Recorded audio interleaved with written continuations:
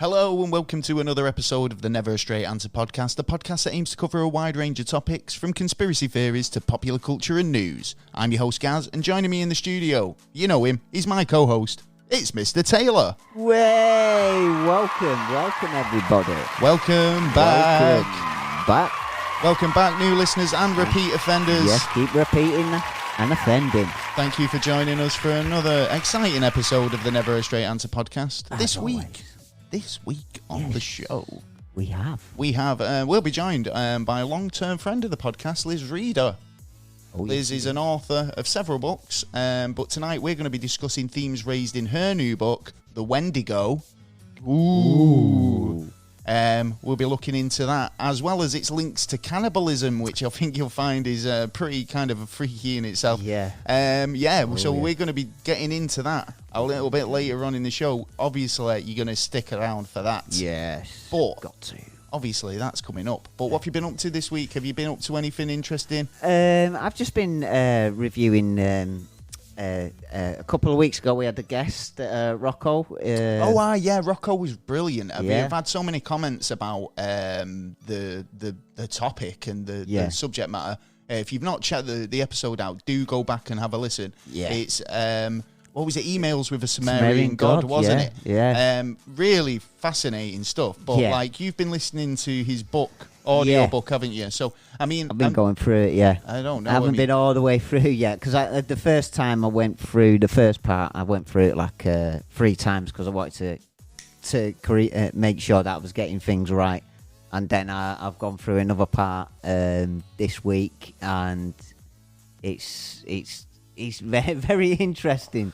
Has it got you? Has it got it's you? Got my attention. Yeah. Definitely has. And I love it when those things happen. Join stuff together that it works out. I found this documentary. That was a similar thing actually this week, which was like a UFO incident. It was highlighted in an episode of Strange But True or something like that. Unsolved Mysteries on Netflix. Yeah, I think it was like episode 5. So if you know what I'm talking about and you've seen this episode, it prompted these other guys to make a documentary, and there's so much more to it. Tons more information, and it's almost like proper evidence. Do you know what I mean? Okay. I do urge people to check it out. In fact, I'll try and link in the description to that one, or pop it on Twitter or somewhere. Do you know what I mean? Because it's a decent little bit of YouTube. Yeah. Other than that, another bit of YouTube I've been watching this week is I've been getting really into those like sort of abandoned, urban exploring videos. Oh yeah, people who are going and checking out abandoned buildings and little holes. What's in here? Obviously, we're into the paranormal and ghost hunting and stuff like that, but that's really cool in itself. But when you get like a combo of the two, and it's like urban explorers, and then when they get into these locations, they do a bit of a seance or check for EVPs or whatever. Yeah, do a little investigating when they're around. Been checking these guys out. You want to follow them. They're really cool. They're called Exploring with Fighters. Yes. Yeah, they're on YouTube, and they do get into some absolute crazy places. Yeah. For what they do. Well, the thing is, it's like when you think of the world today, you think it's relatively explored, wouldn't you? Yeah, you would have thought. And I mean, they put these places, even in the most unlikely areas. Well, the cities on top of cities. Exactly, and this is the thing. It's like Manchester, where we're from, is one of those places where we're built up, and we've got tunnels and not catacombs as such, but similar. Yeah, and then with Edinburgh's another one. France, France. do check them out because they've got some really cool stuff. And, I've been checking them out. Yeah, definitely worth it. I like the way the cut of their jib. Yeah, exactly. Yeah. So been watching them, and also we've got Loki starting next week on Wednesday. Yeah, I can't so wait. People who've been checking out the other ones like WandaVision and Falcon on Disney Plus, they've been on Fridays. Yeah. Whereas this has been moved to a Wednesday. Oh. So, it's a bit of if you're thinking, I can't wait till the Friday to watch Loki. No, it's on the Wednesday. Yeah, so get Loki, it a couple of days earlier. Yeah. So, excellent. Yeah. Also, we did some madness. I mean, by this time, actually, we'll probably get this out before the fight actually happens, but one of the weirdest fights is happening this weekend. I think it's... How crazy is this? Yeah, it's a one-way, I think. What is it? It's Holyfield, isn't it? Evander Holyfield?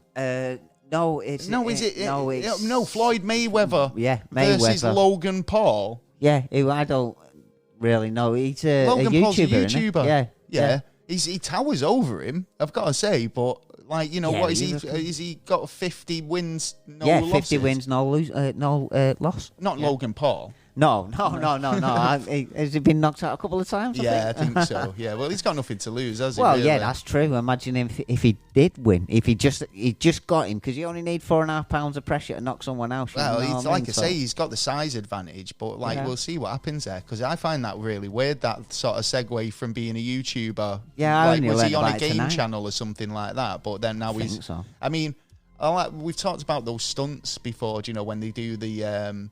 Obviously competitions against each other. Yeah, I mean, YouTuber versus YouTuber, fair enough, it's that seems like a kind of a good sort of match up in terms of you getting... you got the equal competition. Well, we could argue anyone's equal competition if you're training for it, do you know what I mean? Like, if you get into that class, then, are you good enough to go against those big guys, do you know what I mean? Or the best... Well, obviously, this guy thinks he can do it, but I don't really think so. Get knocked the fuck out. I'm predicting right now that he's going to get knocked out in probably... I'm going to give him a chance, and I'm going to say about the 4th or 5th round he's going to get knocked out. Quite exciting stuff. Well, yeah, it's a bit of a strange one. Here's a good one. Here's something to tell the people at home. We're talking to you now, yes, ladies and gentlemen. We always do. We've been nominated for an award there at Quite the Thing Media. Yes. We're in the what is it? The special interest category. Yeah, that sums us up, doesn't special. It? Really sums us up. Sums us up in the special interest category. It would really mean a lot to us. We're really grateful if you could get over and drop us a vote. Yeah, I think the voting's open there, and there's a link on. If you go to any of our social medias and click the link in the bio, there'll be a link to the Quite a Thing Media. I'll Google it. I don't know. But it'd mean a lot. So yes, that's about it for that. It is. I do believe.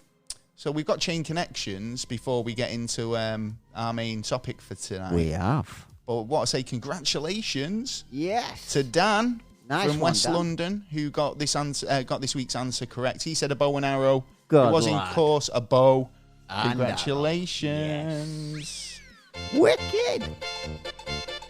You go down as one of our smarty pantsies of the week. Smart. Do you know what? We should get a league table because I think Harriet's still number one at the top of that. We did have the best wrong answer this week as well. This comes from, is it Thea Kong Pancake off YouTube, a YouTube comment we had. And she said, or he said, my answer is shoes because shoes were first made of wood. Yeah, clocks. Well, I could see the logic there. I can see that, Totally, and you could see, I can forgive you for potentially, not going down the bow and arrow route in case it was a red herring. Oh, do you know what I mean? Yeah, you never know. So, you never know. Right or wrong, give us your answers. We'd love to hear from you. Yeah, if right or wrong, it doesn't matter. So I believe you do have a bunch more clues for us. I do indeed. Well, get cracking, son. Okay. Well, I'll start with this first one. It is 25... I'll turn that down a little bit so it's not distracting for you. Thank you very much. It is 25 million miles away. That's a bit... Right, so it's something up in the space then. Yeah, it's got okay. It's got to be flying somewhere, hasn't it? It's small. That's the second one. Right, okay. Yeah. And you should get this from this.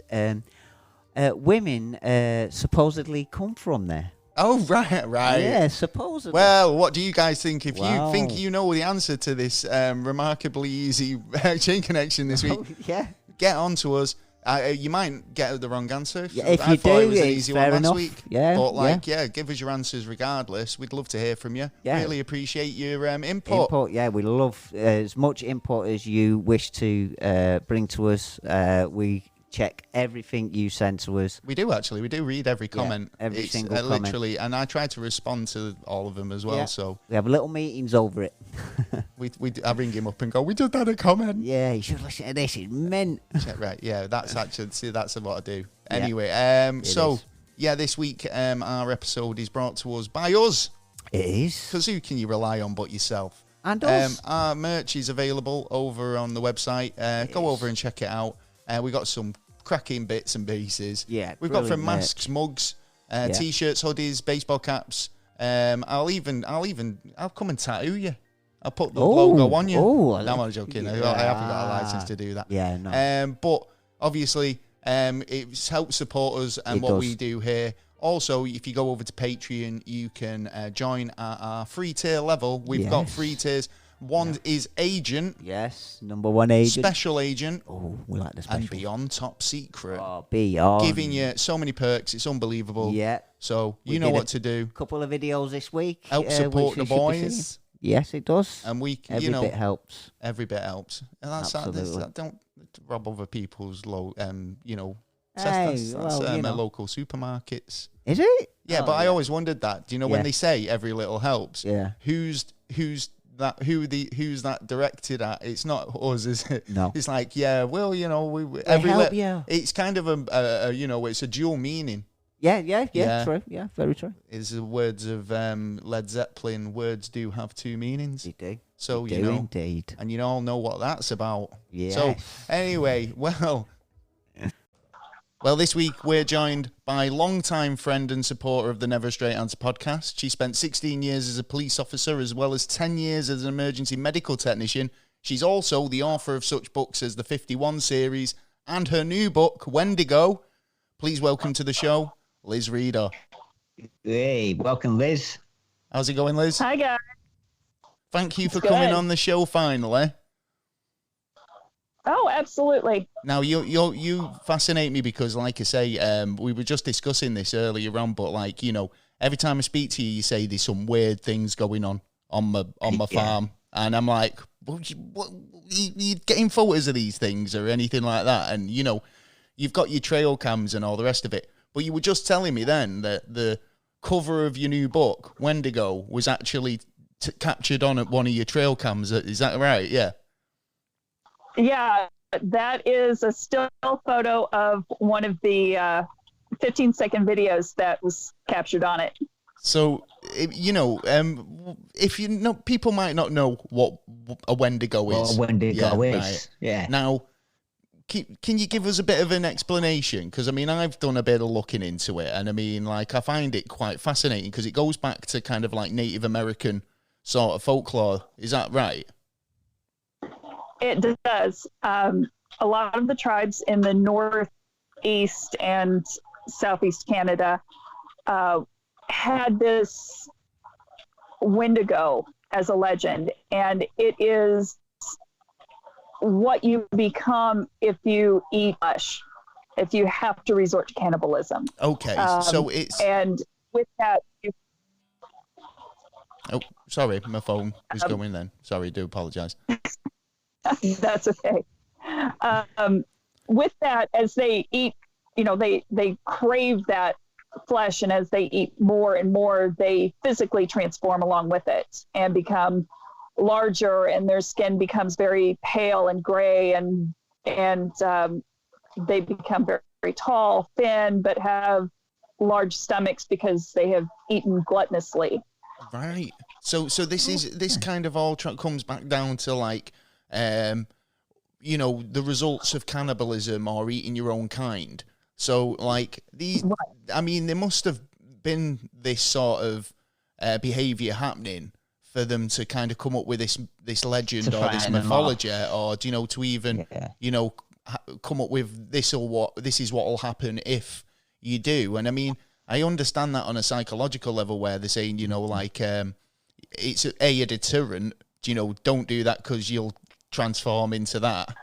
But it's like the whole the idea of this creature that kind of, I was kind of under the impression that it kind of inspires that sort of behavior in humans as well, like murderous sort of greed and hunger to cannibalize as well. I mean, would you think that these creatures, once they've transformed into this sort of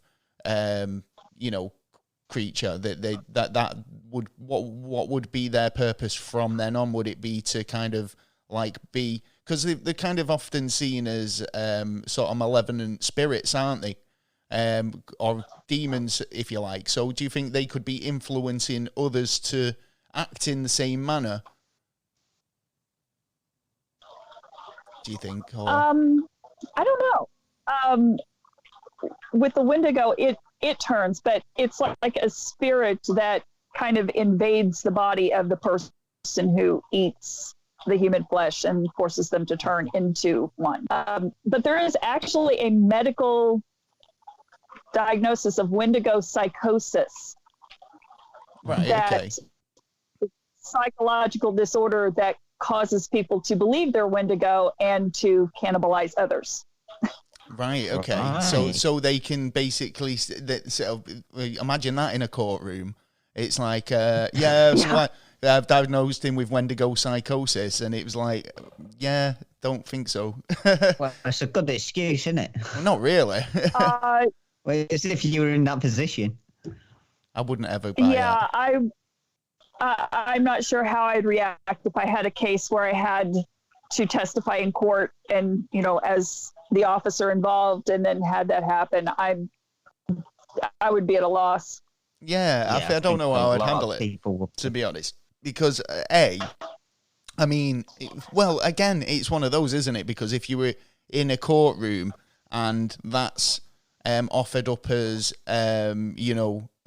your reason why you've kind of committed a crime or was going to commit a crime, then the court's admitting the existence of these creatures, or are they kind of saying, the behaviours not unlike these mythology or mythical creatures' behaviour? I think they think about the psychological side of it as well, not just the thinking that it is or not.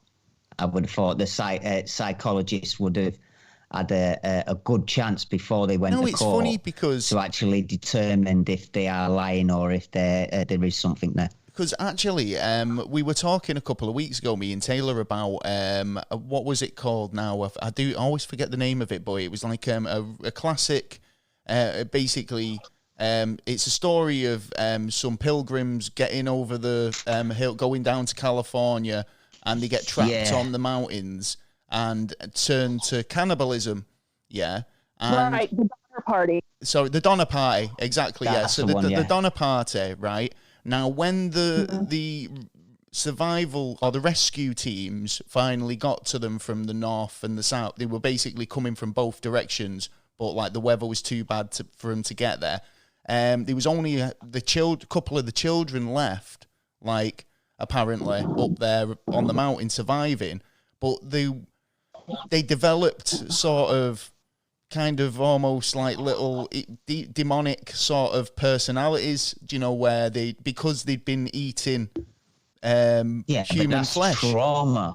As well. I can imagine that, but I can appreciate where these sort of these characteristics come from, because if you think about it, if you were resorting to cannibalism, then I think that you must be in a very traumatic place or a survival instinct or something that that you had to resort to that in the first place. So it's not like you're thinking, oh well, I've got the choice between a burger or a bit of human.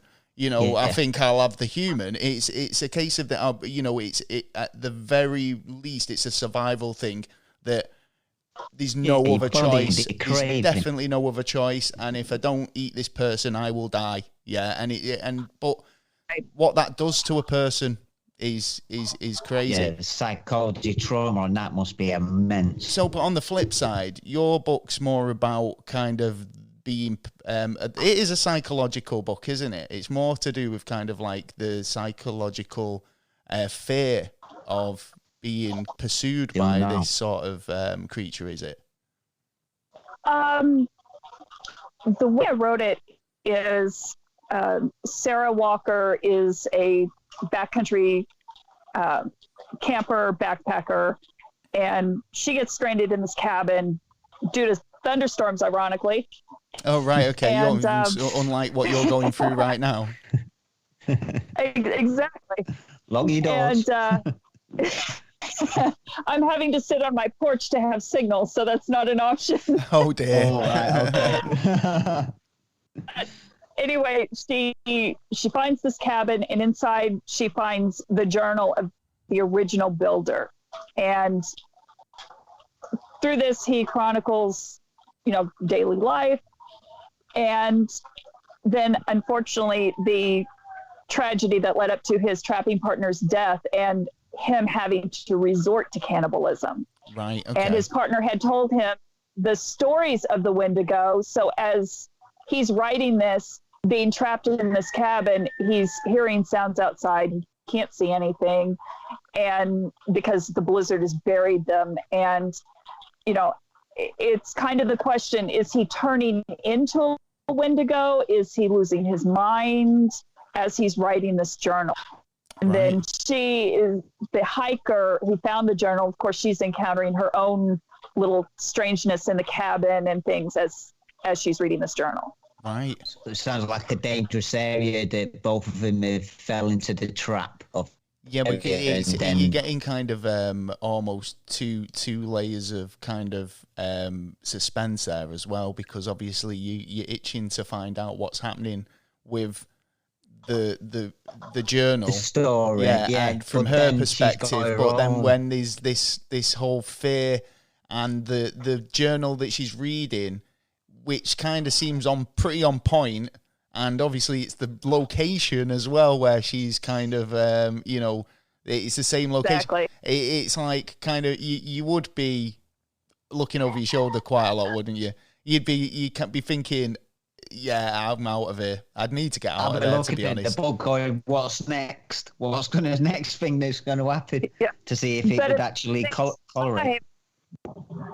Yeah, but at the same time, she's trapped in this cabin because of this massive line of storms. And she had an accident and had some injuries that were going to slow her down. So she wasn't going to be able to get out with the storms that were happening. So she's stuck there the same as they were trapped there. So in terms of psychologically kind of gripping, she's kind of, that there's almost also that claustrophobic element as well, which is, in terms of kind of fear, you could be kind of petrified by that just by itself. The fact that you've trapped in this place when there's a storm and nobody knows you're there. It don't bear thinking about, does it really? You've said earlier about kind of where you live, and you live kind of you've got quite a lot of wooded area on your property, and we said at the top of the show that this image was taken on your property. You have quite a lot of kind of weird things happening around you, don't you? Really? I mean, was there anything personal that kind of inspired you to write this book, like a personal encounter? I think being trapped inside in sub-freezing weather in January and February in Missouri with snow and ice and just stuck inside, it's like, you know what? I've been listening to too many podcasts with supposed to be first-hand accounts of Wendigo encounters and stuff. Let's just go ahead and write a book about this. Cool. Yeah. So it was more kind of you kind of found the concept of a Wendigo fascinating.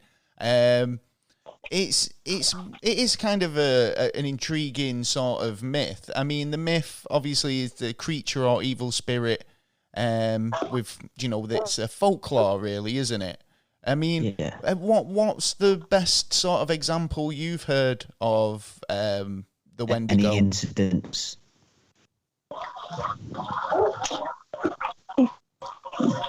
I don't know right off. Where I live, we don't have like a lot of supposedly Wendigo encounters here. So I don't know of any write-off that I can think of. Right. Okay. Fair enough. You see, this is it. Yeah. I've kind of only come across this a couple of times, you see, and it's kind of like even up until recently about the cannibalistic, element. I never kind of saw that as a part of the myth. So when I started doing a bit of research into it, like you were saying earlier, that there's sort of like a new sort of spin on it. What's that about? Because I mean, obviously, I'm only aware of the sort of American folk, folklore, folklore of it. But what's this new sort of twist on it? Is it going all Hollywood? The newer twist is people describe the Wendigo as like an emaciated deer with the skin partially rotted off and a skeletal head, just the skull for a head. Right. Or okay. Looks like a human, but then a deer skull for the head, and that's not. Those are newer versions of it. So do you think that's just because somebody's kind of, jazzed it up? Sort of kind of took that concept and exaggerated it, and that's become sort of the popular sort of image of what a Wendigo looks like. Yeah. How would you describe it? Would you just see it as a sort of a way? Would you just describe it as a normal sort of humanoid person, but who has the characteristics of a cannibalistic, insatiable hunger, and basically lost all humanity, really, hadn't they? If you wanted to go down, it just kind of seems like, somebody who's. Do you know who just came to mind? Them a bit Gollum from Lord of the Rings. Do you know how he was kind Gollum? of? Yeah, like. When he started off, he was like just a regular kind of hobbit, but then after a while, that greed and hunger and, that sort of, insatiable lust for his ring made him turn into this bitter, twisted sort of, form, a shadow of himself. Whereas, like I say, you could argue that like those children in the Donner Party, that they were, overcome with all this going on, and how the situation must have been to lead them to this decision to eat another human. And then kind of, you say, if it, look at mad cow disease, it's not exactly a good thing feeding, your own kind to yourself. Yeah, so it's not great for your own DNA if you're exactly. It's not a cannibalism is definitely not a good option. Yeah, but no. So who knows what it does? It's a survival option. Oh yeah, of course. I mean, like you say, in a survival situation, it's a different story, isn't it? But I mean, it's like I'd eat you and everyone you know and love. Well, actually, the law in England is cannibalism is not actually illegal. I could take my liver out and give it you if I wanted to. So and you'd it's have not to, actually illegal. But if you kill me for it, that's different. That's different. But it's not actually illegal. If I have like a written consent form, or something, I could say, Same here in the U.S. Is that what it's like in the U.S. as well? A lot of places. Cannibalism is legal. It's just you can't commit a crime to obtain the human flesh that you're eating. No way. So if it's like yes, like if you're trapped in a car with someone, you've been in a car accident and you're trapped for days and days. The person has died. You eat part of that person. You're not going to go to jail for doing it. Do you know what? I reckon you didn't do anything wrong. I reckon there's like a market for that. Do you know, like a restaurant would open up? Do you know, for the swanks? New York one. A real posh restaurant. I've never heard of the New York cannibalist. Never. There was a real restaurant like that. Yeah. They advertised little columns and stuff like that. Like the rich in that pop down there. There's actually some famous, supposedly, some famous celebrities who went down there, So but you can't find it. You'd need an extra box on your donor card, wouldn't you? Because it'd be like, donate for science, donate for this, donate for the chef at the New York restaurant. No, well, anyway. I can't believe they have actually got a website. I think it's still up. That's New York Cannibalism, I think it's called. I know it's in New York and it's all to do with cannibalism. Yeah, so I was just looking at this Wendigo Psychosis, and the characteristics, symptoms are insane craving for human flesh, a fear of becoming a cannibal, as well. So do you know how does that?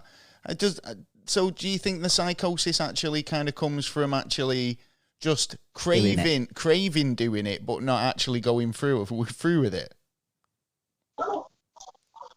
Because that does sound like, they're saying it's a psychosis, but it's the fear of becoming a cannibal. Whereas I would have thought if you partake in human flesh, then that would make you a cannibal straight away. Yeah. Right. It's one of those things. I haven't really read up on the Wendigo Psychosis very much because I knew how I wanted to angle things. Yeah. But it's one of those strange, things that happens. There's actually a psychological disorder where you fully believe you are dead. You actually. Do you know what? That's funny. That and decaying, and that you're perfectly fine. You're healthy, but your brain is telling you that you are dead. I've known a few people in my life who've actually said things like that to me, where they've said, "I actually feel like I feel honestly like I'm dead," but I think they meant it in a way like bulimia. That things that kind of psychological hit. Weird. When they think they're fat and they're not, and then it's just right. I'm stopping eating. I'm going to throw it up afterwards because I want to lose my weight and stuff like that. Just not seeing it. There's nothing actually wrong with them, yeah. Maybe. I don't know, because this is the thing with like something like cannibalism, where there are occasions when as a society we'd find that acceptable, like the movie Alive, we're trapped on a mountain, we've got no choice, the Donner Party, but then whereas if you came back and the media interviewed you and they said, what did you do to survive, and you said, well, unfortunately I had to resort to cannibalism, it's not as kind of shocking as if it was just like you ate your neighbour. It's if you saw that on the news, man at his neighbour, then you'd be a bit like, whoa, cannibal, because he's got options there. It's not a survival option. He just did it because he had an obsessive lust for eating another person. So and could you actually put that guy in the category of Wendigo, if you like? I mean, this is it. Are cannibals generally Wendigo classed as? To be a Wendigo, you have to actually crave and want to eat the flesh. And most people who have to resort to it for survival, that is the last ditch effort. They don't want to do that. So it would be completely different. Yeah, I think that definitely falls into the at me neighbour category. It's an odd topic anyway. It's just annoying me. What can I say? I know. Yeah, he didn't give me my lawnmower back. Yeah. Borrowed a pint of milk too many. So, what have you got next coming up then? I mean, how's the book been so far? How's the response been? It's been good, all things considered. I don't have the money to do a lot of publicity and stuff on it, but I've sold a few copies, which is always good. That's good. As far as next, I don't really know right off. Have like a list of 17 novels I want to do, so that's a lot of work you've got going on there. Well, this is the thing. I might just decide to drop all those and go do something like I did with Wendigo, because that was not on my list. Was and that just I had like this an idea in inspiration? January, and I started writing it in February, and by April 8th, it was in print. Well, it's excellent. Just go off on a whim. So I do recommend Exactly. you go and check it out. You need to go over and get. There's been some really good reviews I was reading, and I'm lucky enough to have a copy. Mr. Taylor's got a copy there as well. Yes, I do. It's really good. I think like you obviously supporting independent authors, filmmakers, podcasters, streamers, anybody who's obviously doing it off their own back. And, has got a passion for something and creating something. It's always got my fucking vote, to be honest. And anything I can Getting do. off their ass instead of sitting around doing nothing, the odd thing here and there.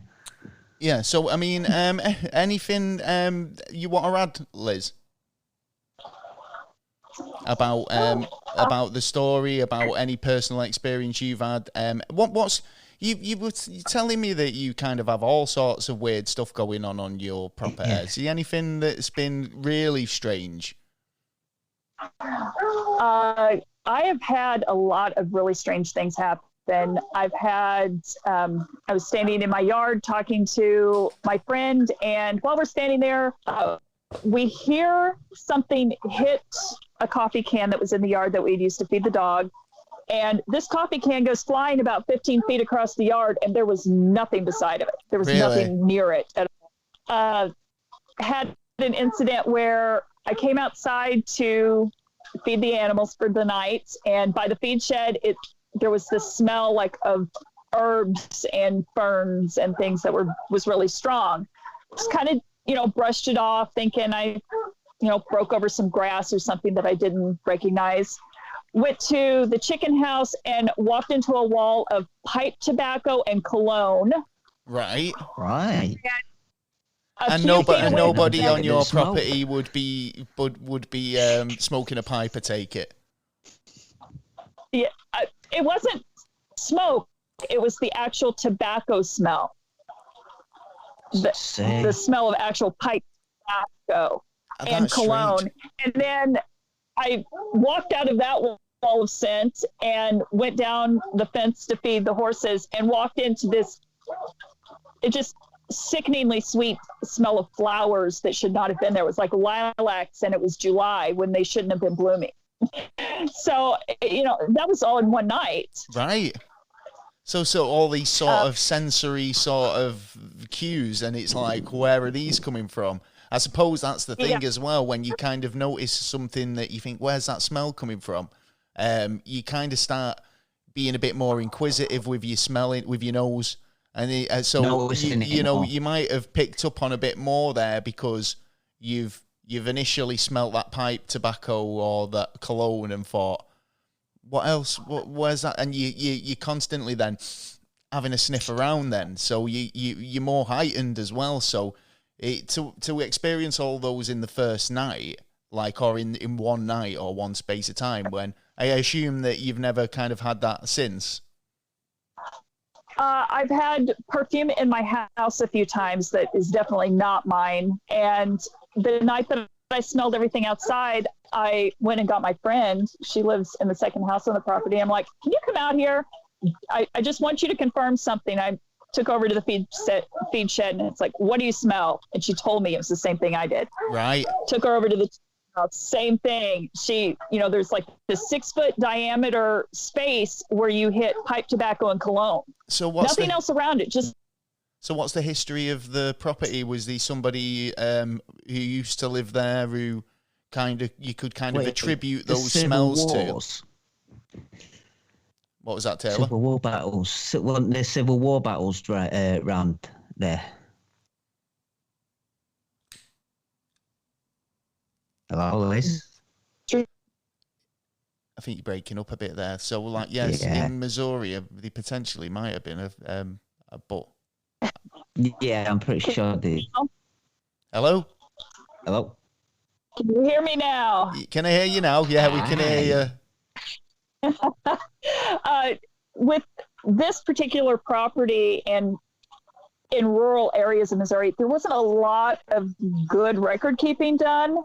Right, So okay. you might have had somebody settle here in the early 1800s in a little shack, and it rotted to the ground, and nobody even knew he was here. Yeah, yeah. And then you had the Civil War battles. You have 160 scrimmages in an area that is, 550 square miles. That's a lot of battles. Yeah. Oh, yeah. So I can imagine You actually can't- just like you can't keep record of everything that's gone on there. Right. And I know there was an older house here on the property because I keep finding all kinds of antique glass bottles, perfume bottles. This week I found an old glass jar of Luster Cream shampoo. Oh, right, cool. So some really old stuff. Like, have you ever gone over it with a metal detector? I'm sure you'd find some Civil War relics there. Yeah. I mean, the idea that your property's got some sort of crazy paranormal stuff going on there. I mean, there's a lot of ghost hunters out there who'd probably get a kick out of investigating your property, to be fair. It does sound a bit kind of Skinwalker Ranch in a lot of ways. Have you had any alien UFO sightings or anything like that? Because that's the thing that interests me about open skies, where it's like, in rural areas, you can totally see a lot more of the sky and the stars at night. I mean, we live in a city and it's orange, ambient, horrible light, and you look up and it's just like that glow, and do you ever see anything that you think that could be, not be? Usually I can recognize what it is because we are so close to the base. I'm 15 minutes away. They do practice flights over my house almost daily if the weather permits. So I'm used to identifying this stuff. Yeah, well, this is the thing. You're so close to a base as well. But go on, sorry. Where my house is located, the property is haunted. I think they're not letting us talk, these ghosts, I don't know. Yeah, I think I just got my property's haunted. And then we got, are you there, Liz? The aliens are connected. The property's haunted. I live next to the base, and I'm in the middle of a Bigfoot hotspot. I'm surrounded by national forest. I'm on the UFO highway. Jeez. Oh, man. This is the thing. She's in the most perfect spot. Perfect place. Yeah, I absolutely want to come and visit. So, expect me and Taylor with our sleeping bags one day. We'll just turn up. Oh, yeah. Absolutely. I've got the cabin that I can see from my porch right now. You guys are welcome to it. But awesome. A raccoon there, so it might want to cuddle. Oh, I'll cuddle a raccoon. It's cool. Yeah, I like you do that. So tell everybody where they can get your book, and obviously we'll be posting a link in the description. But obviously, if you want to pick up a copy, where can you do that? All of my books are available on Amazon in print and Kindle. And we just search for Liz Reader and the Wendigo, and you're sure to find it. Like I say, I'll be putting a link in the description. That's been brilliant. Thank you so much for coming on the show, Liz. Thanks, Liz. Is there anything else you want to discuss or anything else you want to talk about? Not that I can think of. The storms are kind of picking up a little more, so. No worries. Well, like I say, thank you for coming on. Make sure you get over to Amazon and pick up a copy of Liz's books. The 51 series is absolutely amazing, and also the Wendigo. Thanks again, Liz, for coming on. Thank you, Liz. Thanks for having me. No problem at all. Cheers, love. Thanks again, Liz, for coming on the show. Yeah, thanks, Liz. I love the concept of the Wendigo, though. I mean, in terms of modern psychosis or whatever, if you want to look at it as a condition, then they could possibly exist and be out there. And I mean, it stands to reason for me if there was somebody like having a bit of a kind of a turn Yeah, in that respect. They wouldn't be living like in a flat or a townhouse or out like that. They probably would be living out in the woods or something a bit crazy. Yeah, hiding in the sticks. So it's actually sounded like Liz was having some like problems with the weather over there, paranormal stuff going on. I mean, she was cutting out a little bit there towards the end, but always a pleasure to talk to Liz. Yeah, it is. And do recommend you check out her books. There is a link in the description. The Wendigo and the 52 series or the 51 series. I think it's 52. 51. Is it 51? Yeah, I'm pretty sure. She'll tell me off. She will. So, I do believe like the Wendigo it's one of those in terms of cannibalism. Oh yeah. I think it might have, more come from those things. And I know there was a lot of kind of stories with like Liz pointed out, these like two sort of main avenues. There's this modern look at it, and then there's this, tribal from the Native Americans. Yeah. Like, and the story where it came from through them. Yeah, sort of like trying to change their position on eating people, I suppose. Well, yeah, probably, yeah. But the thing is, as well, with that, is like, it from their perspective, it was like a spirit, whereas we see it as a physical form, like and even has characteristics that we put in this Wendigo Psychosis sort of condition, if you like. The change got me as well about how quickly they change. Like I said, I think like the kids, it's like vampire. Yeah, the kids in that. We'll be doing something on the Donna party at some point. But like the fact that the children, when they kind of were found, were almost like almost ravenous, like kind of feral. Yeah, if you like. Yeah, so definitely. It's a weird one, isn't it? It is. I mean, it is fascinating. Can all come down to circumstances. Yeah. At the end of it. I do, and this is the thing. It's like it is a scary thing to think that if you were in the woods, like in Lizzie's story, where you've got kind of you're walking through the woods, it's night, and you see like these antlers in the shadows, and it's frightening form. Oh, in fact, I was watching something there, and Slender Man. And we've done an episode on the Slender Man in the past, and it is a fabricated thing, right? Yeah. It's actually, you can track its origins back to its creation, True. And now it's got this sort of like legitimacy where I was watching a YouTuber or something on YouTube, and they were walking through a woods, and they were saying like, oh, it's like Slender Man, and it's almost like, well, egging yourself on. You'd egg yourself on, but for a fact that was literally invented not so long ago. Do you know what I mean? And I like, some people like frighten themselves. I mean, there's loads of horror movies that people love to go out and see. And I like a good comedy, me. Yeah, I like good action. I don't mind horrors, actually, but I mean, it's like, I find them funny because you generally know what... the thing is... You generally know what's going to happen. 80s horror movies were funny. Yeah, right. Yeah. Because like they were funny in the extent that like it was the production value of the thing as well. So you could see where it was fake. Yeah. Yeah. Whereas modern horror movies, they're so realistic. Yeah, and more gory. Yeah. And that's definitely. It's like, is it gratuitous or is it just it's a good word.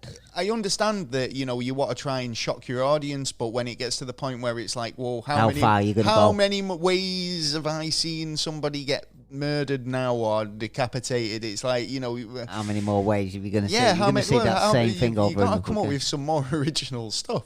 Yeah, but then, it's that's what I'm saying. It's hard for them. Do you know what I mean? It's like, this is why in the horror genre, I think that you see these sort of tropes being and reused, because the true horrors that people remember being scared by were horrors that, were more psychological. Yeah, well, that's what I was going to say about how you could twist the format of actually the horror, but you can still use the same, like, stabbing or cut a throat or something. You could still use it, but it'd be the format around it that you could change instead of actually the act of the violence. This is why, you'll always get sort of Jason's or Texas Chainsaw Massacre sort of Leatherfaces, because those were the ones that were truly scary. And I think what's the modern equivalent? I think we were talking about actually paranormal. Well, like Insidious or those types of movies where it just seems a bit. I think a lot of I think a lot of jump scares and stuff. Yeah, and mental anguish in the character that you're getting. Oh, so you're more supposed to be kind of feeling like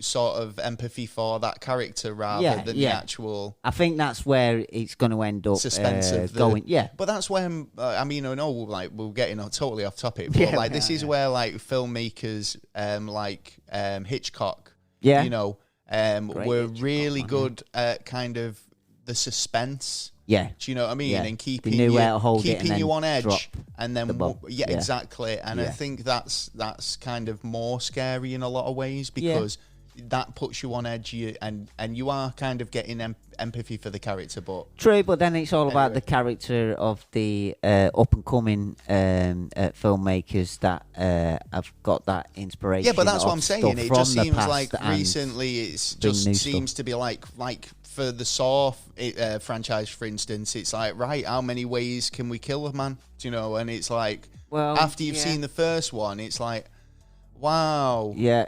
Can you?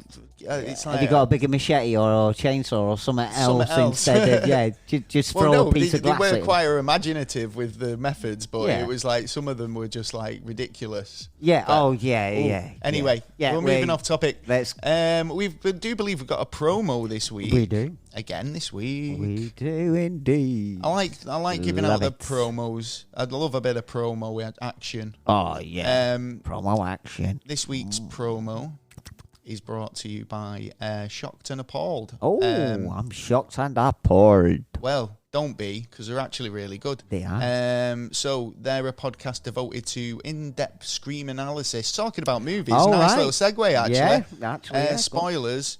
They do obviously talk about the strange films. Yeah. They are worth a double take. So hosted by, is it Jen... and Linda and Sean. So do check them out. We've got a promo for you here.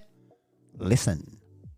Hey, future applauders. Do you sit with your friends and rant at great length about things you're passionate about? Do you like listening to people talk about a movie longer than it would take you to actually watch the movie? You may be interested in Shocked and Applaud. Every episode has multiple parts that you can listen to throughout the month. We're going to laugh, we're going to talk about what's problematic, but really it comes down to talking about movies. You can visit us at shockedandapplaud.com, on Twitter at shockedapplaud, and Facebook at shockedandapplaud. We hope to see you there.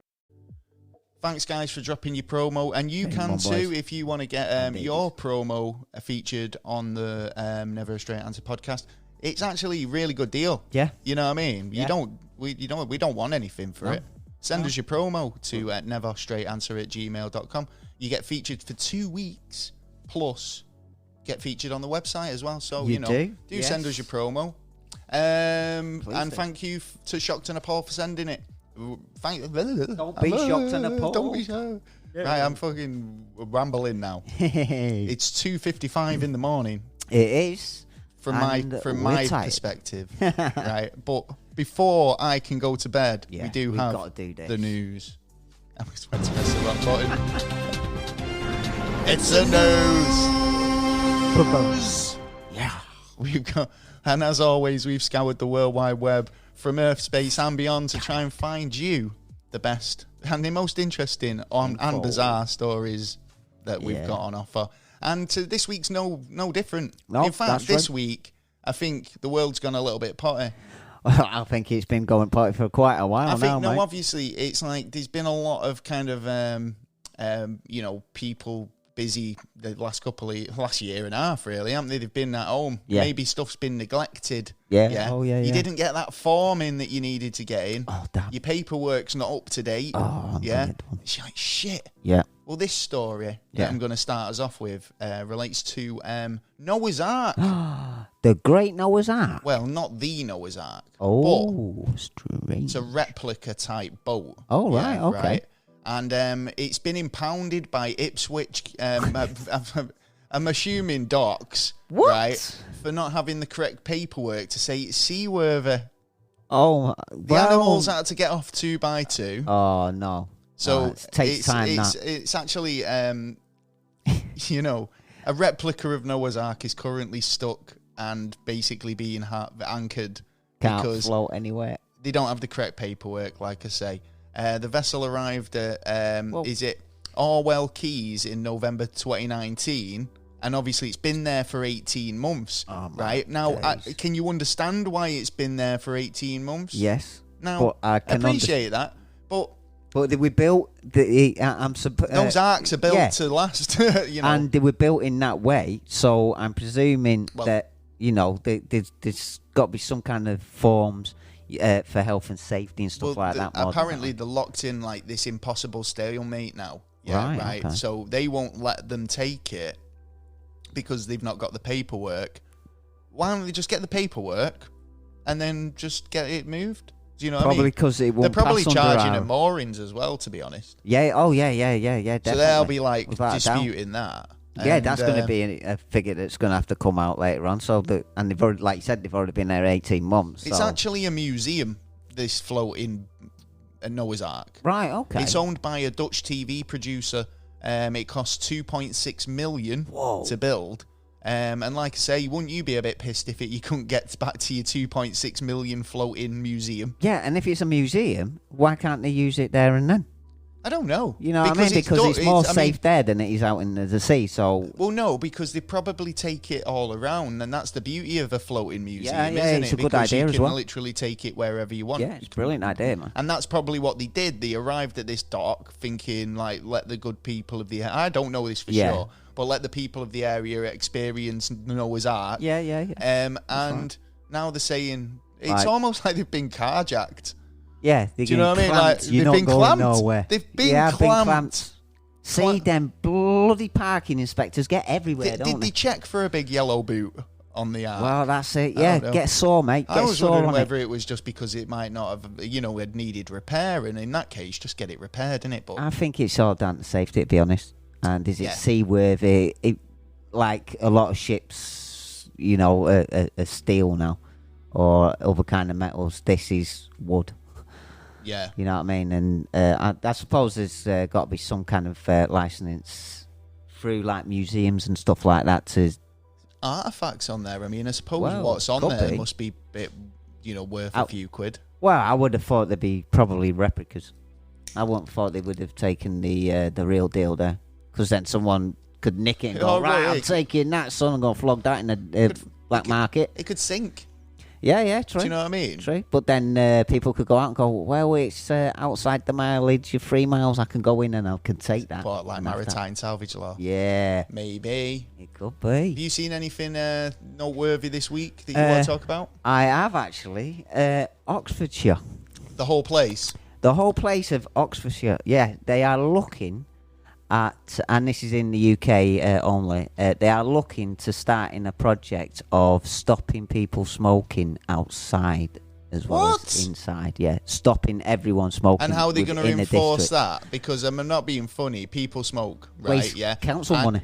You can't enforce stuff like that. Or wardens. Wardens, that's what they're looking at bringing in. Oh my God, that is ridiculous. And if they don't kick off about this, then it'll show how... It's one step away from a dictatorship, yeah, exactly. mate. It's like, you can't... Oh, sorry, fucking can't breathe there. Yeah, You're not allowed to stand there. Yeah. Stop doing that. Yeah, this is it. This is the kind of enforcements they want to try and bring I'm not in. being funny. Smoking it... I mean, I'm a horrible smoker. I'm a smoker. I don't want to smoke. I won't give up, but the problem is, people do. Yeah, and it's a selected choice of the person. If at the end of the day, if someone started saying, you can't live in Manchester anymore, it's rather you quit or you move.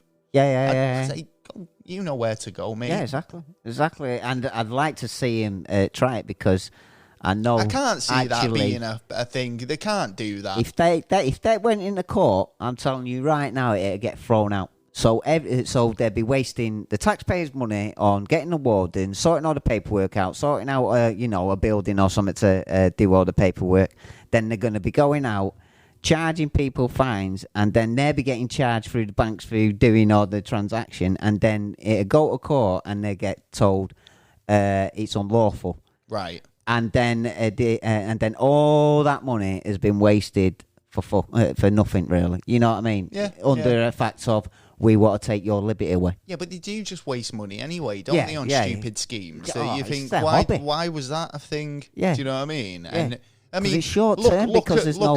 there's a perfect example. Yeah. You know, like that Beer the Bang in Manchester. Oh, yeah. Right? Spent absolutely, I don't know, it was a few million. To put this structure up or this art piece, right? Yeah. Now, art's art, right? Yeah. And, you know, you can love it or hate it, right? I thought it was, you know... Did you like it? Not really. Well, right? Okay, fair enough. Your freedom of choice. Well, that was my freedom of choice, right? It was just a thing. Yeah, right. There's many things. Did it bother you? That. Well, it did when it started shedding parts into the middle of the fucking dual carriageway. Really? Yeah, bits were falling off of it. Oh no! And crashing into the road. The road, right? Oh my And God. This was a while ago. Yeah, right. But it's like somebody had a bright spark and thought, oh yeah, that'll be a good idea.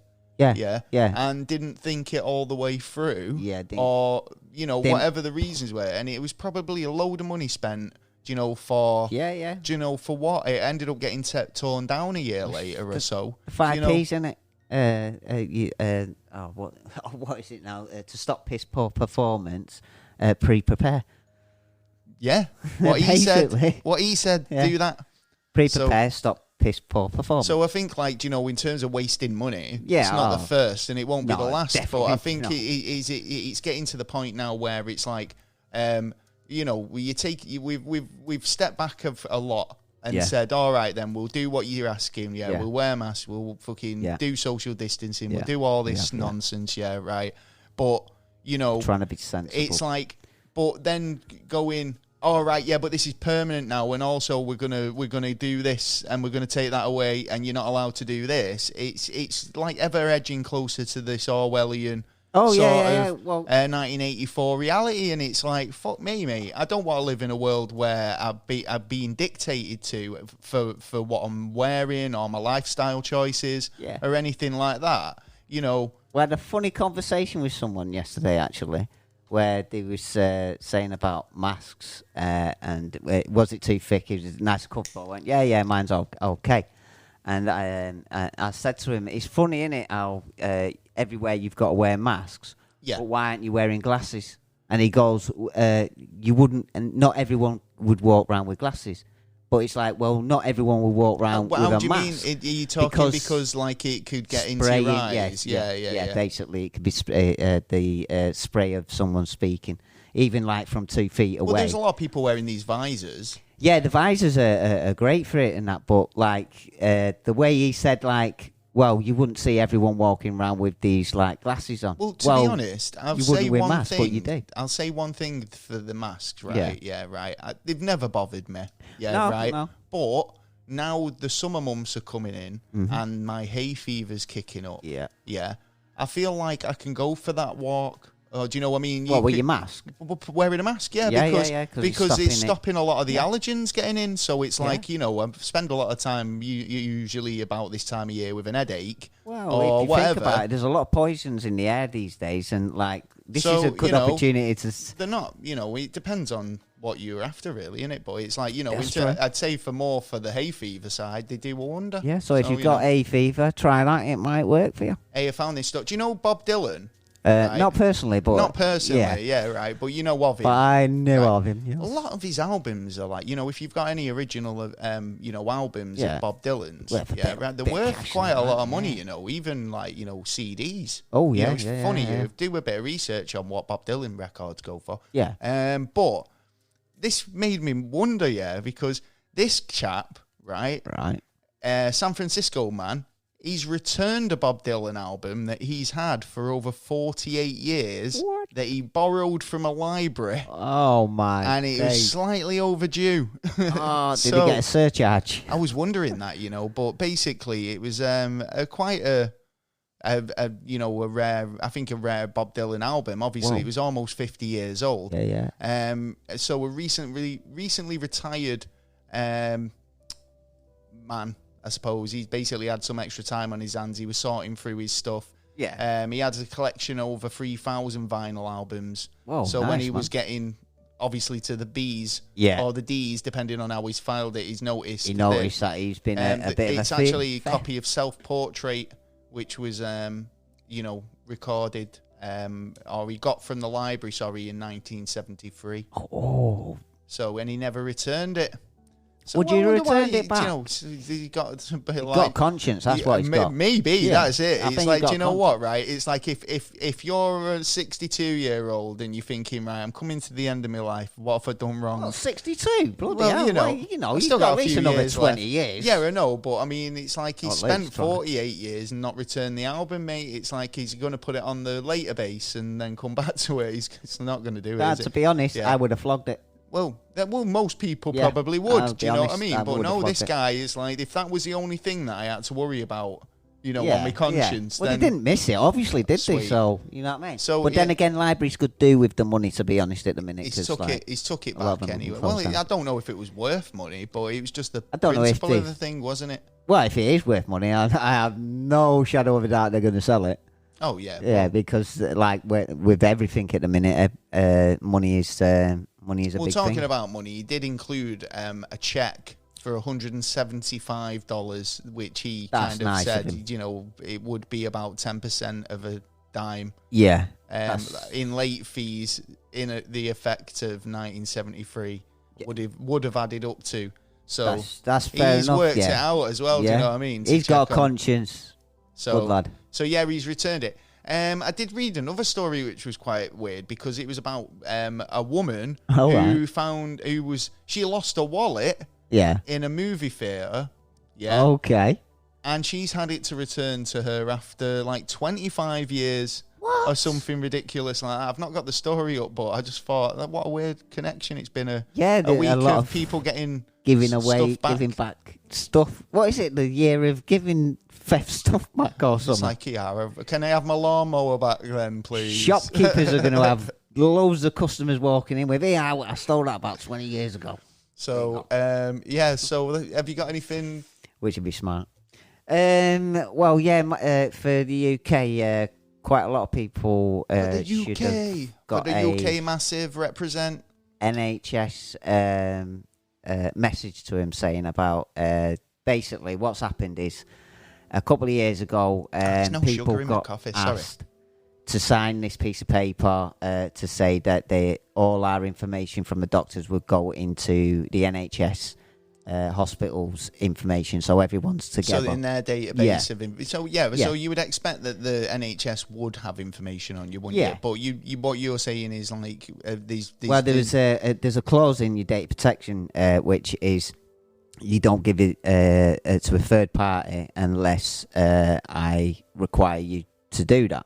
Yeah. So now they're asking people to sign this piece of paper or leave your information. Don't sign this piece of paper to say that we're going to give this information. So they're relying on people not signing a piece of paper. Right. So what they're saying is they're going to give when researchers want to have a look into information, they're not going to look at your name and address and stuff, but just other bits of information about you to calculate things out. Yeah.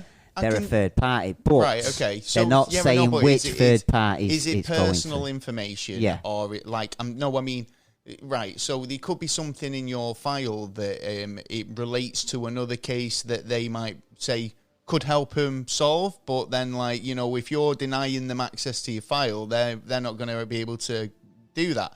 Yeah, on the naughty side of it, yes. Giving away your data to third parties. Who are these third parties? This is it. And it could be anyone. What data are they trying to, or are they allowed to give away? Do you know? It's like if it's just sort of details about a condition you've had or something like that, I wouldn't feel too bad. If it was my name, my date of birth, my address, phone number, contact details, all that stuff. Well, this is it. But they say they won't give that, but they might. The researchers might need it, or it can even come down to your boss ringing them up and going, "Yeah, I want to know details on this person."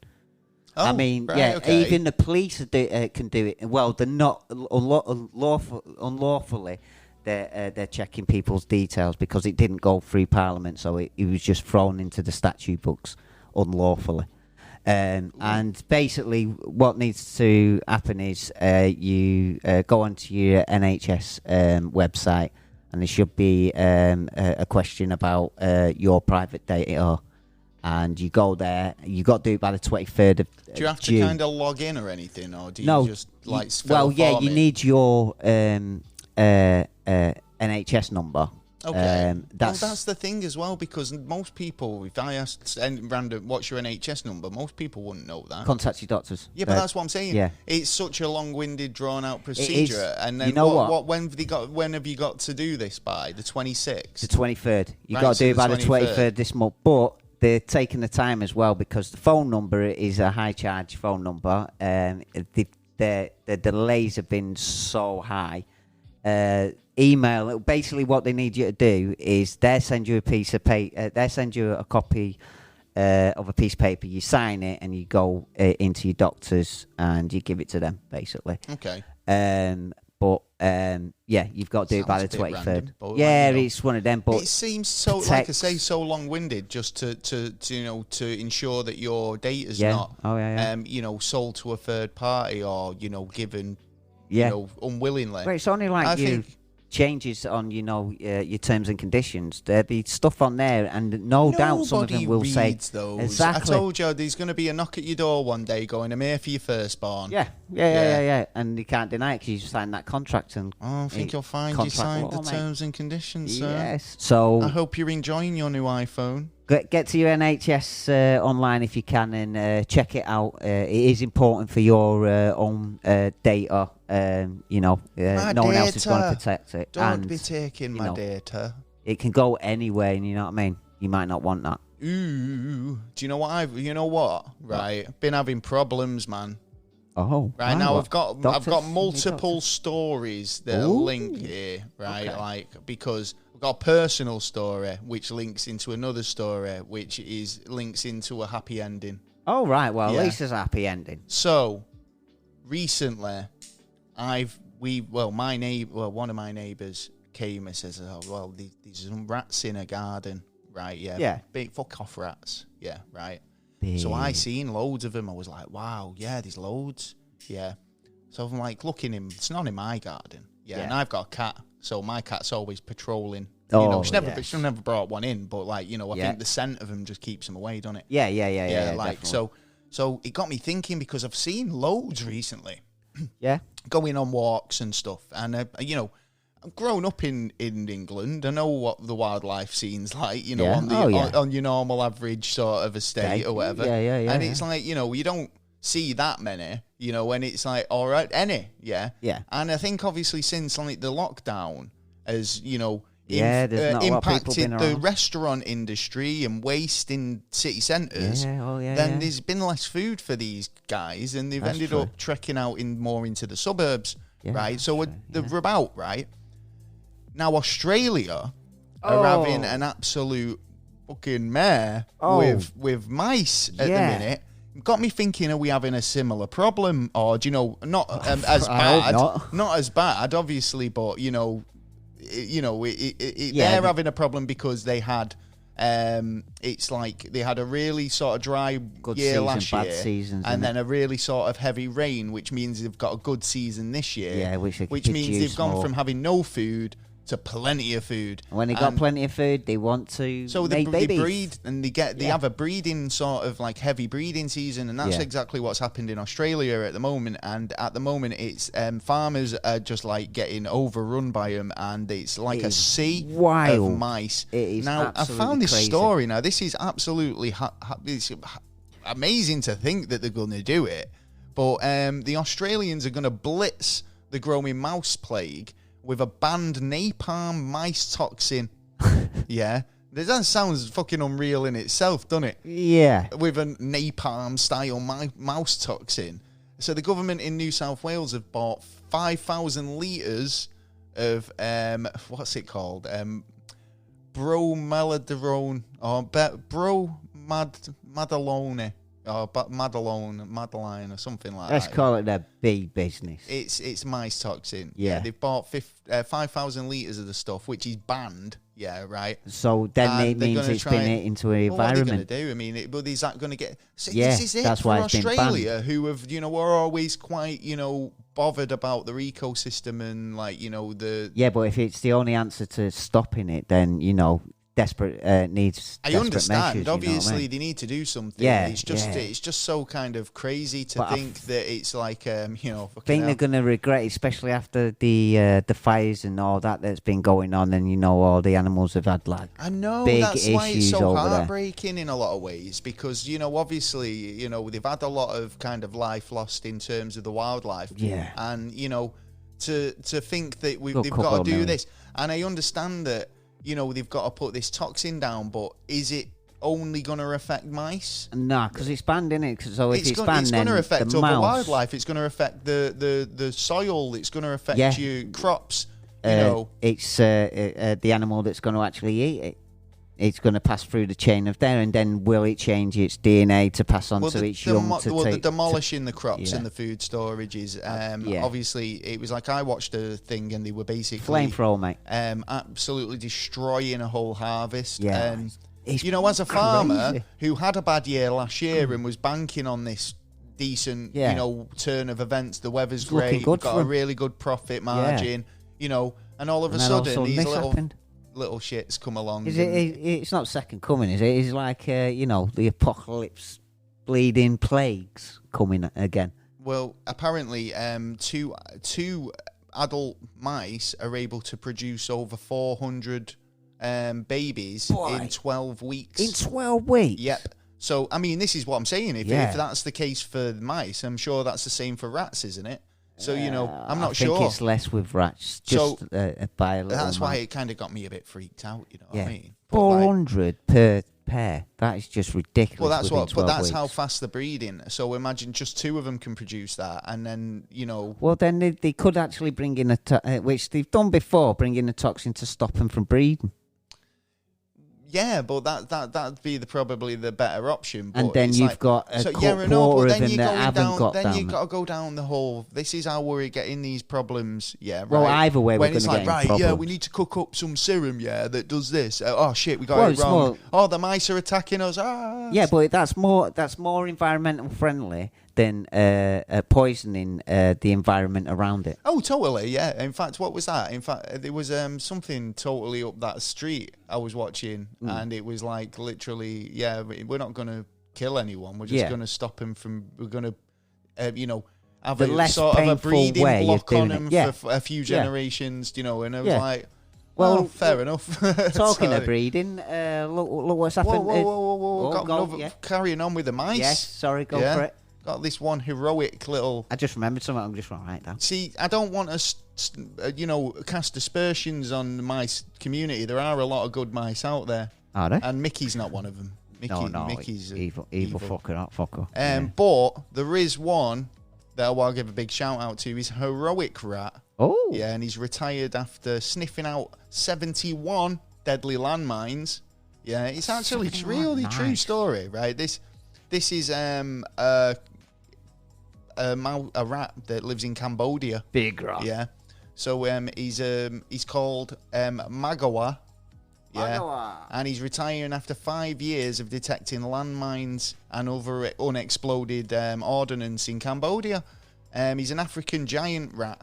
Yeah. And he's been the most successful rodent under the training program. Now he should be breeding. So now he's done his job, man. Do you know what? I need a next lot to come. Think about it this way, right? You're sending in that rat to sniff out these explosives, right?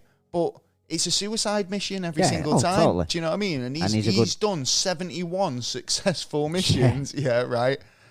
Well Where's his medal, man? In fact, Got to give the guy a little chap a round of applause. Like I say, they're not all bad. He's not little, is he? Really, he's a big one. He's a big boy. Yeah. He's an African, like I say, African giant. That. Right. But yeah. Right, that's enough of that. Yeah. But yeah, I just wanted to end it on all little critters aren't okay. bad. Yeah, you know no. Some of them are upstanding citizens. Upstanding citizens. Yeah. See? And if we didn't have half the stuff, there'd be a lot more rubbish on the floor. There'd be a lot more dead things on the floor. Well, so true, they are the cleaners of our mess. The little street so we have sweeper. got to remember that kind of stuff. Yeah. So.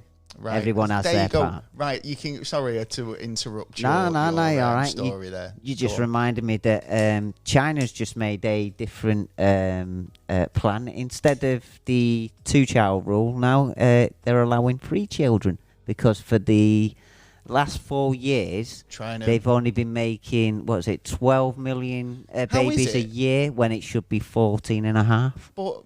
Well, that's because probably everyone's like, I don't really want to bring a old child people into this. Because they need the people, because there's a lot of old people going to be arising very soon. Yeah. So the more old people there, they're going to need more young to look after. Plus, they need to grow their army a bit more, don't they? Well, Let's get it a little bit that's bigger. true. Yeah, it's not big enough. Yeah, we need to get the kids in there, as they do.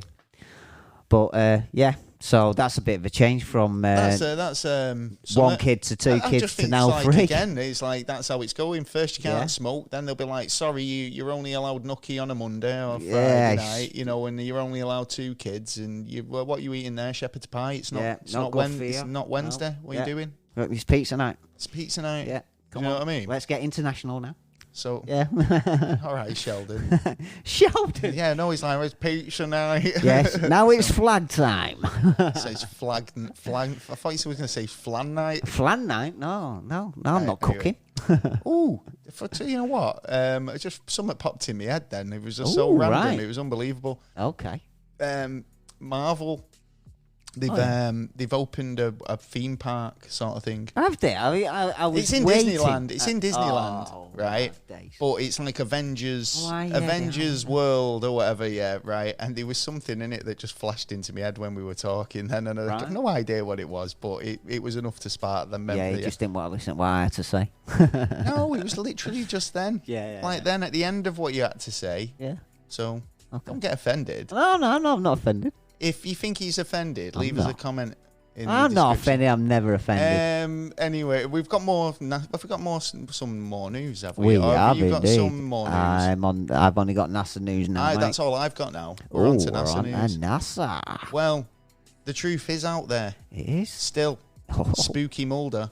Oh, I love Spooky Mulder. So, if you got to believe in UFOs, do you believe in aliens? Do you believe in aliens? Tell us about it. Yeah. I want to know, do you believe in aliens? Send us a message or two. Right. I want to know if you've had an alien encounter. Oh, yeah, that'd be even better. Now, we've got a special episode coming up, and I'll tell you a bit about it now, because this episode is basically the UFOs. It's the Pentagon is releasing a report, now saying it's going to, I don't know, are they going to kind of are they going to say they're out there? Are they going to say that they've been chatting with them? I don't know. Who knows? We've been lying for all this time. There's a lot of speculation, and we're going to go over the speculation. We are indeed. In an the good and episode. the bad. But obviously, this could be a brand new start of a new thing at the moment. So we want to know your views and opinions. So get us in the comments. Send us an email. Hit us up on Twitter. You know what I mean? What do you think it's going to be like? They're going to turn around and go, "We've made contact." Nah. See, there's a lot of there'd be a lot of backlash. A lot of backlash if they do, and they possibly could be even some suing. And some suing? Yeah. Because getting sued. You've been lied or you've been, treated in a certain way. Well, now you've got the proof that actually they knew all along and they deliberately treated you in a different way. Right. But I think they're more scared of that people will go uprise against them because they've been lied to for so long. They've been asking these questions for so long. Yeah. And but I think we're going. It'd be all in the words that actually come out. To be honest, I think they're going to say it in certain ways of not yet, not no, but maybe. Well, do you know what we were saying last week about where's Tom DeLonge? Yeah. Hashtag where's Tom DeLonge? Yeah. Where is he, man? He disappeared. He won't be long. Or the former Blink-182 singer, obviously interested in UFOs. Yeah. Once basically said he wanted to kind of said that he, disprove it or not disprove it. Well, he wanted to bring it out into the yeah. open and all this. Now the Pentagon are finally saying that they're releasing these X-Files thanks to obsessed rocker Tom DeLonge. No, you'll find it's this is in the because Telegraph. of two senators. This is in the Telegraph. So on the 16th, the US are basically saying they've got to sit on. They went on 60 Minutes, didn't they? Yeah. And said that they were going to give out more information. Yeah. There was a lot of kind of stuff in that, and like we discussed it in terms of like what they've actually released. Yeah. Yeah, but. Yeah. We'll see what the Pentagon thing has to say. Like I say, we've got an episode coming up where we'll talk a bit more about it and a lot of the information that's already available and what it could mean going forward. Or if you've got some information that we might like to know, please send us an email or get in contact with us. So, what we saying now? Because have you got something to NASA? That's where we're up to, NASA we news. Are. I've got a few days ago, a mass ejection, a super mass ejection had come from the sun. A corona mass ejection? Yeah. I love those. Super massive. Have you ever seen them? Have you ever seen, like, images of them? One. Like, seen time-lapse sort of stuff, and they're just, like, pretty cool. Yeah, they're nice. In fact, actually, a couple of weeks ago, I was next to a fire, and we was talking with a couple of mates of mine, and we were saying like fire's got that kind of, I don't know, it's one of them things that you look at and it you can sit and watch. There's something about a fire. It's the first sort of form of entertainment, really, wasn't it? It's like, well, what we're gonna do? Sit and watch the fire. And you can sit there and like look at it and see different patterns and see different things from. Yeah, totally. You know what I mean? It's one of them. But you've got to think the sun is a big ball of fire, G. Do you know what I mean? It's probably got as you're looking at those flames licking. Yeah, it's like you've got all that activity going on and fuel burning. You've got to think that on a huge scale, like such as the sun, that's burning hotter than you can imagine. Oh yeah, there's definitely going to be some sort of kickback. Do you know what I mean? Or a bit of, in its quiet period. Whoa there, Nelly. It does 11-year cycle of being quiet and then being very noisy. Yeah, and then all of a sudden, EMPs! Yeah, stuff's broken and we're back. It hasn't happened. Using the scythe again. For a long time. And the sickle. And the particles are basically going to hit the atmosphere and create like a little storm kind of thing, but it won't harm you. It may give you a bit of interruption on your Wi-Fi. Well, it's like what? It's like you know what's important in life. Yeah. It's like that's 2 weeks in a row we've done a problem with my Wi-Fi. I had my Wi-Fi went off this week. It was well annoying. When I moved, I had my Wi-Fi off for 2 weeks. It goes off, and I'm like, I have to read a book or something. Yeah. Well, actually, I found it actually great not to actually have of course. It's always nice to have a better downtime, good to have, isn't it? Yeah, downtime definitely. From screen usage and whatnot. Oh, yeah, definitely. Did you hear this? So go on. So they're going to just be like a case of that there'll be a bit of... You might see a little sparkle, in the sky or something, because it's particles hitting the Earth at I'm pretty sure they'll get some miles images. an hour. If there is anything major, I'm sure they'll get some images. Yeah. But it's okay. A lot of stuff going on in terms of exploration. Obviously, we've covered the Mars missions quite heavily. Yeah.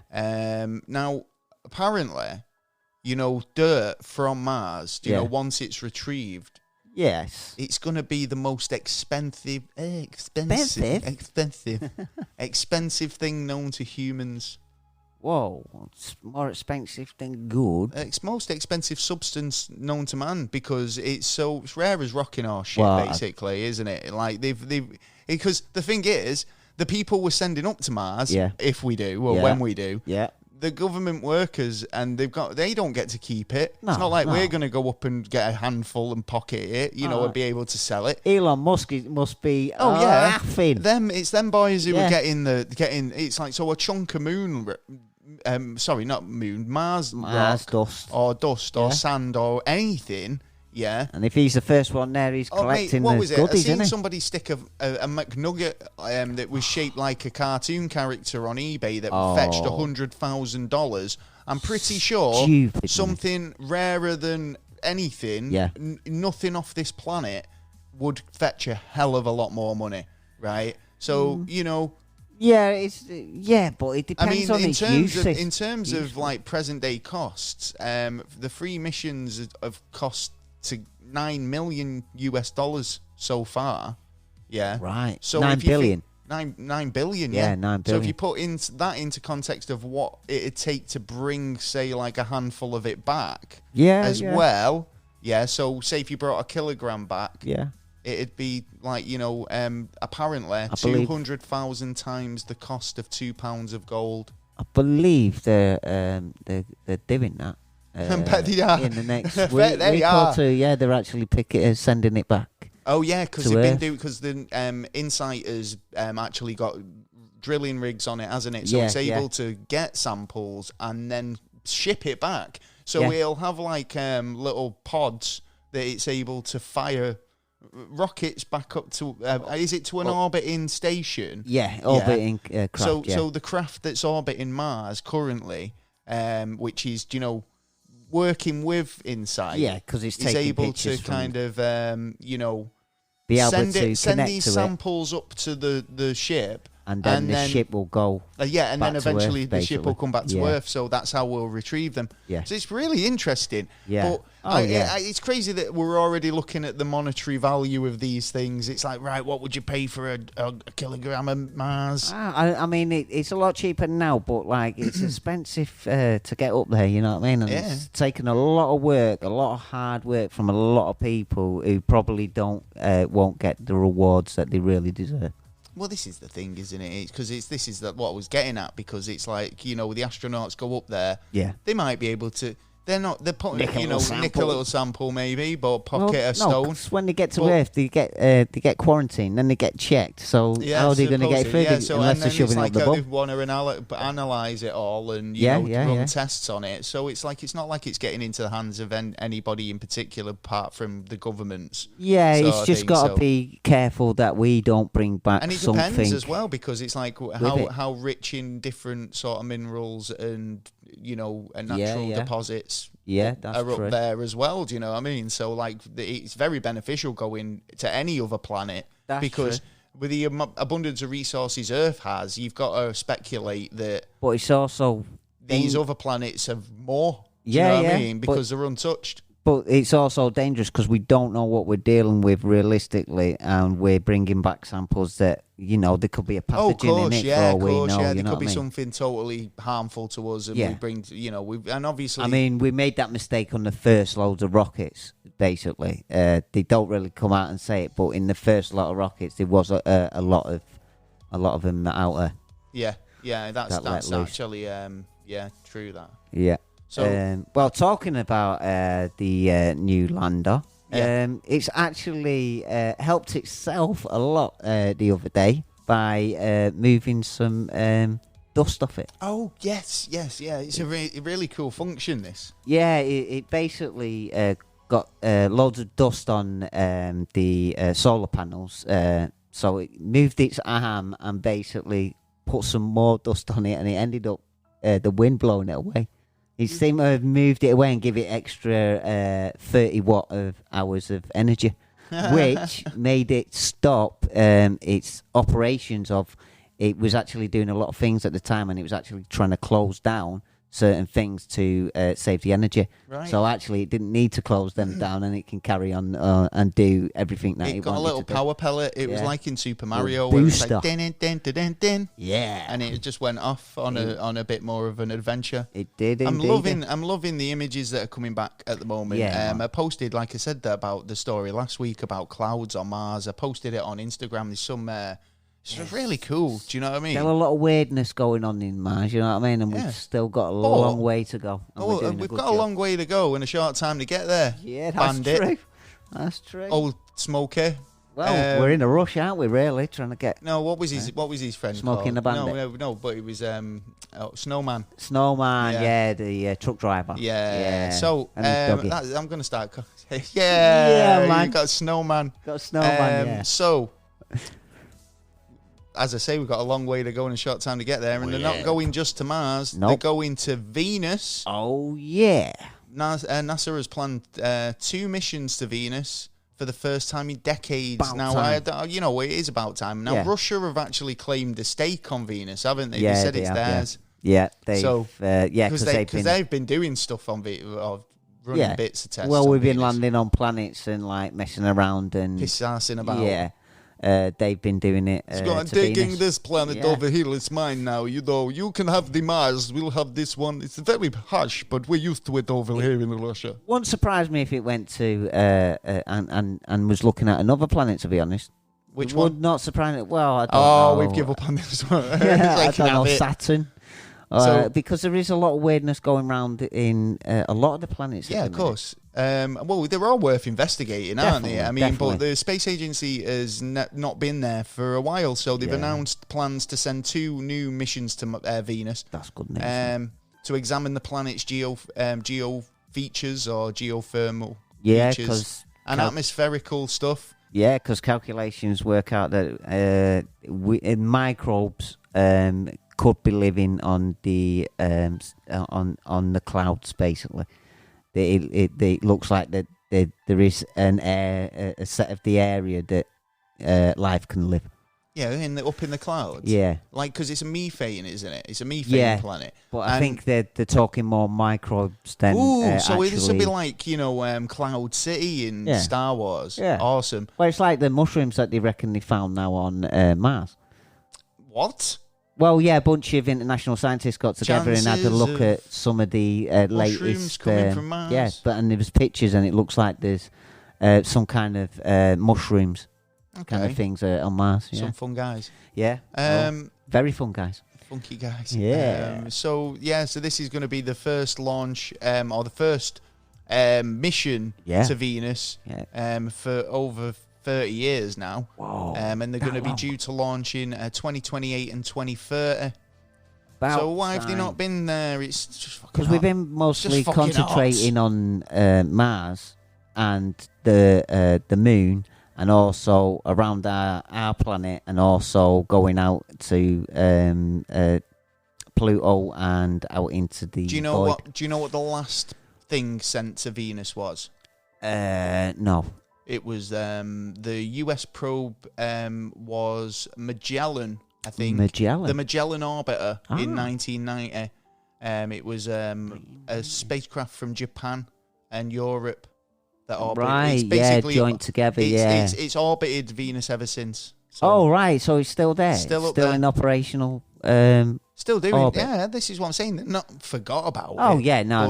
But they can only do so many tests because it's only got so much. I think NASA personally have been more on the sort of side of let's do Mars. One thing. But we're at a more time. looking like where our next step is, and that's more than likely our next step. Or a roper.